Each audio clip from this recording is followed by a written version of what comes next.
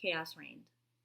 That is the first line to my novel, Break Free the Night, which I first published on Amazon what feels like a really long time ago. I'm telling you that now because I have pulled them from Amazon. I have reformatted, re-edited, slapped new covers on them, got it looking all nice and pretty, and I'm going to be putting it out to you guys for free for a week starting today. And I wanted to let you know that. I think, chaos is kind of reigning everywhere, all over the world right now. And I thought offering a book, offering something that you can escape into, offering maybe just a little bit of relief for free might be something that could be helpful.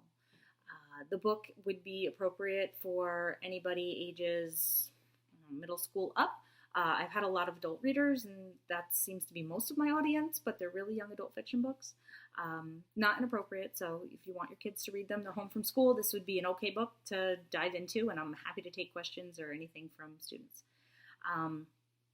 I want to talk a little bit about the world right now and chaos reigning, and how me offering a zombie book to escape into may or may not be the most appropriate, but why I think it is appropriate, and what I wrote these books with the intention of was to talk about the beauty that you really can find in the middle of chaos, in the middle of terror and horror and these really awful situations, blood and guts and gore, that friendship still exists and bravery still exists and romance even still exists, and life goes on and moves on, and true courage, I think, can be finding beauty in the madness.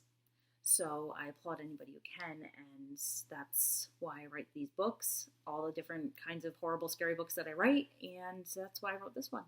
So I feel it's appropriate that it should be out there for free for a week, and people should get a chance to experience it because everyone's stuck at home, and it's a time of uncertainty and craziness, and it's my gift, my offering to you.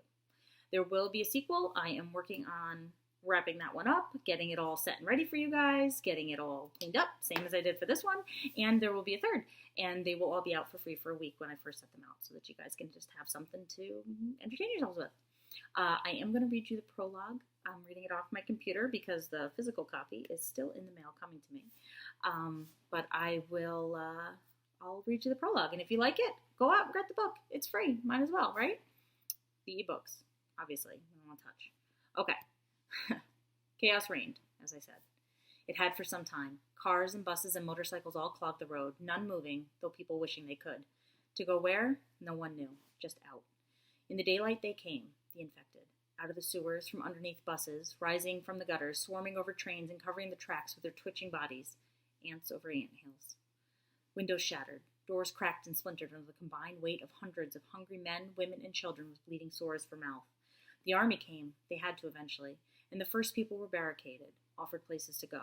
But soon, when it became apparent that even that wasn't working, when the infection started spreading faster, people were ordered to turn their loved ones over. Anyone with hand tremors, yellowing eyes, anyone contaminated, or possibly contaminated, or exposed to anyone who may have been contaminated, they were all ordered to the street. And some did it. Some told their mothers, brothers, husbands, yes, even children, to leave, to follow orders, to march to the soldiers and to their death. Pleads and howling and begging and fights and tears and sobs, all of it echoed from the apartment's high-rise halls. Sarah watched from her room. From the apartment she barricaded herself in. Iron bars bolted into place over a wooden door. Watched as neighbors she knew and loved, and some she even hated, were marched to the center of the road, stood in the crosswalk, and shot down. The streets ran red. But the babe in her arms, the tiny child, just learning to walk, hardly crawling, he was safe. They hadn't searched through the small opening in the ceiling of his closet amongst the bags of clothing that he had already outgrown and discarded toys. He was still here, now snuggling into her arms, whole and living, but he was also hungry, starving. He squirmed and tossed, snapped his few teeth, teeth that were yellowed at the edges. One terrible sore at the corner of his mouth trickled in a thin line of blood. Poor baby. She rocked him in her arms. His sad-looking little lip would bleed at times from the awful sore there. The blood would tinge his saliva, leaving brown mosaics dried to his bedsheets overnight. It was a cold sore, a small cut, something. Sarah wasn't quite sure, but she kept it clean and dry and knew it would heal eventually. She cooed to him and soothed him, or at least she tried to. Nighttime was falling, and soon he would sleep. He never had trouble getting to sleep at night anymore. He used to fuss. Colic, some called it, night terrors others. He used to howl and cry through the midnight hours. Now, as soon as the sun set, his eyelids fell, until you turned on a light. It was strange, but any light woke him immediately. He would scream and lunge, gnawing anything close. One of his few teeth had chipped already when he sought to bite the crib rail. It was sharp and jagged, but it could be fixed. Soon, when this was all over, Sarah could take him to the dentist. He would be fine. Sarah. It was her husband, his plead. She could hear it in his voice, in the low whine to his tone. Shush, Matt, she admonished, shaking her head lovingly, a small smile playing on her lips. Shush, he's almost asleep. Sarah, we can't.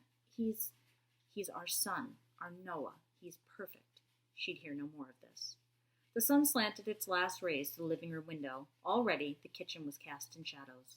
The orange glow burnt like fire, dazzling on the hardwood floors, and Sarah moved to the shadows, shifting Noah to her chest.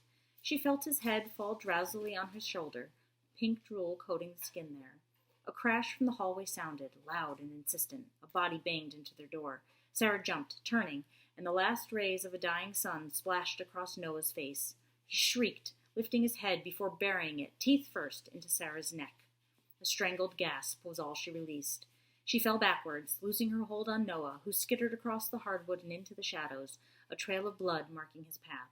The sun smattered over Sarah's skin. She could feel its burn and was angered by it. Her stomach roiled and pitched before settling hollow and empty. Her blood rushed. Her muscles felt cramped and tightened. Her vision swam and blurred at the edges. Saliva, hot and wet, coated her mouth, slid down her teeth. Matt walked into the room, and there was only one feeling then: hunger.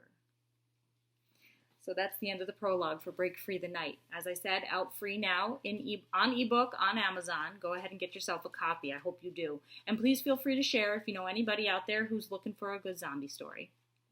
The zombies in this book, just so that you know, you may have picked up, but they fall asleep or collapse when the sun sets, but light wakes them.